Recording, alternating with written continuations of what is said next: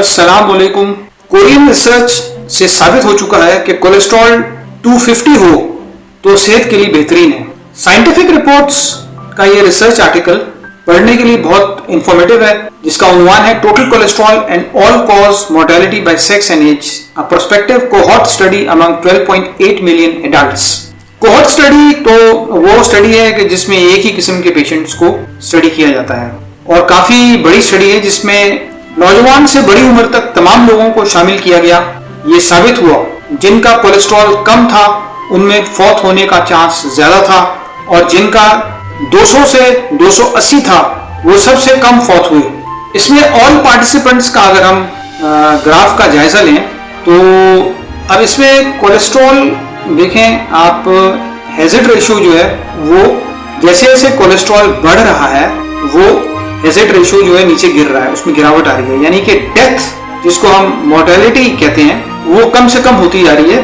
अगर आप फिगर्स देखें 220 से आगे 240 तक बल्कि 250 तक ऑलमोस्ट जिन लोगों के कोलेस्ट्रॉल्स हैं उनमें जो है डेथ रेट जो है बिल्कुल कम है, हैजर्ड रेशियो कम से कम होता चला जा रहा है। हैजर्ड रेशियो जो है वो ऊपर की तरफ जा रहा है, यानी कि जो डेथ रेट है ग्राफ में वो अगर हम रेड एरो को देखें तो वो इंडिकेट कर रहा है कि हैजर्ड रेशियो जो है वो मोर्टेलिटी यानी डेथ जो है पेशेंट्स की वो ग्राफ में ऊपर के साइड पे जा रही है।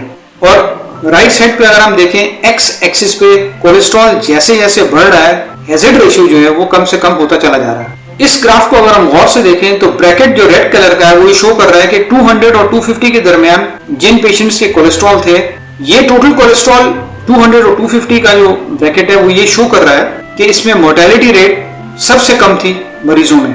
In Korea, all adults who participated in the study were 12.8 million, 1 crore and 28 lakhs.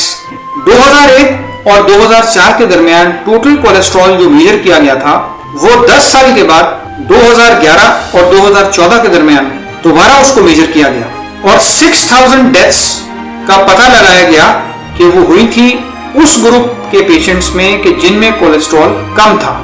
अगर ग्रुप में टोटल कोलेस्ट्रॉल 300 मिलीग्राम पर डेसीलीटर था तो रिस्क जो था अमवात का वो 30% ज्यादा था, जबकि ग्रुप में अगर कोलेस्ट्रॉल 120 मिलीग्राम पर डेसीलीटर था तो रिस्क जो था वो बढ़ करके 230% हो गया, जो कि 8 टाइम्स बढ़ा हुआ था, 8 गुना बढ़ा हुआ था रिस्क। जो सेफेस्ट वैल्यूज थी ग्रुप में वो 200 मिलीग्राम से लेकर के 280 मिलीग्राम पर डेसीलीटर था।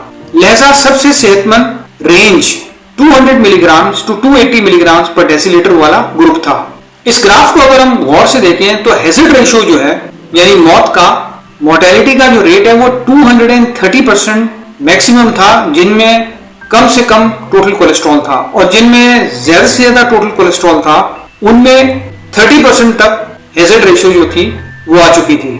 इसका मतलब है कि मोर्टेलिटी का रिस्क कम कोलेस्ट्रॉल वाले पेशेंट्स में 230% तक मैक्सिमम पाया गया और टोटल कोलेस्ट्रॉल जिन पेशेंट्स में ज्यादा था उनमें मिनिमम जो हैजर्ड रेशियो था वो 30% तक पाया गया था। इस ग्राफ से हमने एक नतीजा और निकाला कि इसी स्टडी में जिन पेशेंट्स का कोलेस्ट्रॉल टोटल कोलेस्ट्रॉल 170 से लेकर के 280 के रेंज में था उनमें जो था वो मोर्टेलिटी या डेथ रेट या हैजर्ड रेशियो जो था वो कम से कम पाया गया था। अब ये दोबारा ये ग्राफ जो है वो मैं इसमें आपको दिखाना चाह रहा हूँ आपको याद दिलाने के लिए कि जो रेंज टोटल कोलेस्ट्रॉल की 200 और 250 के दरमियान है उन मरीजों में हैजर्ड रेशियो जो है वो कम से कम पाया गया, यानी मोर्टेलिटी का रेट 200 और 250 मिलीग्राम पर डेसीलीटर जो रेंज थी उसमें मोर्टेलिटी रेट कम से कम पाया गया था। अब दुनिया में जितनी भी रिसर्च होती है उसमें सबसे बड़ी प्रॉब्लम ये है कि अगर 10 मुख्तलिफ स्टडीज हुई हैं तो उनमें से 9 स्टडीज ऐसी होंगी 10 में से कि जो सिरे से पब्लिश ही नहीं होंगी। सवाल यह है कि तमाम दुनिया में यही नतीजा है। होता यह है 10 में से 9 रिसर्च बताते नहीं, छुपा लेते हैं, उसमें इदारों के वेस्टेड इंटरेस्ट होते हैं। Why is it that there are other studies about cholesterol? ऐसा क्यों है कि कोलेस्ट्रॉल के ऊपर और दूसरी बहुत सारी स्टडीज मौजूद हैं। नतीजा, eat healthy fat, butter, ghee, coconut oil, emulsified vegetable oil, oil का इस्तेमाल करें, मीट का इस्तेमाल करें, नट्स का इस्तेमाल करें। देखिए हाई कोलेस्ट्रॉल, लो ट्राइग्लिसराइड और हाई एचडीएल आपको मेंटेन करना है अपनी बॉडी में। कोशिश करें एचडीएल और कोलेस्ट्रॉल ज्यादा रखें और ट्राइग्लिसराइड्स हमेशा 90 मिलीग्राम से कम रखें। आइडियल जो है वो 70 मिलीग्राम है। डॉक्टर स्टैन एक्बर्ग कहते हैं कि मैंने 100 अंडे खाए 7 दिनों में, और फिर उनका जो रिजल्ट था वो क्या आया, वो मुलाजा फरमाइए। ये उनका लिपिड प्रोफाइल था, जिसमें LDL 136 था और 201 था, ट्राइग्लिसराइड्स 66 और 68 था, HDL 59 और 65 था। HDL में अगर आप देखें तो बढ़ोतरी हुई है, वो इंक्रीज हुआ है। इसी तरह TSH 1.55 था और 2.01 हुआ, यानी वो बढ़ गया। साइज जो था वो 22 था और 21.7 था, और वो साइज में यकीनन वो डिक्रीज आया है।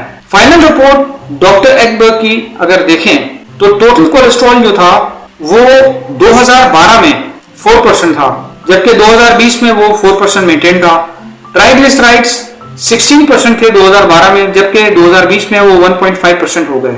LDL-C कैल्क ये 8% था 2012 में, जबकि 4% हुआ 2020 में। इसमें ज्यादा अहमियत जो है वो ट्राइग्लिसराइड्स की है, जो कि 16% से रिड्यूस होकर 1.5% हो गया, और यही खतरनाक है। कोलेस्ट्रॉल खतरनाक नहीं है, ट्राइग्लिसराइड्स ज्यादा खतरनाक है।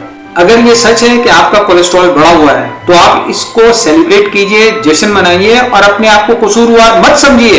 डॉक्टर स्टैन एक्बर्ग ने चूंकि बहुत सारे अंडे खाए और ये फॉर्मर ओलंपियन भी थे और होलिस्टिक डॉक्टर भी हैं, तो ये कहते हैं कि मेरा नाम स्टैन एक्बर्ग से चेंज करके स्टैन एक्बर्ग कर दिया जाए।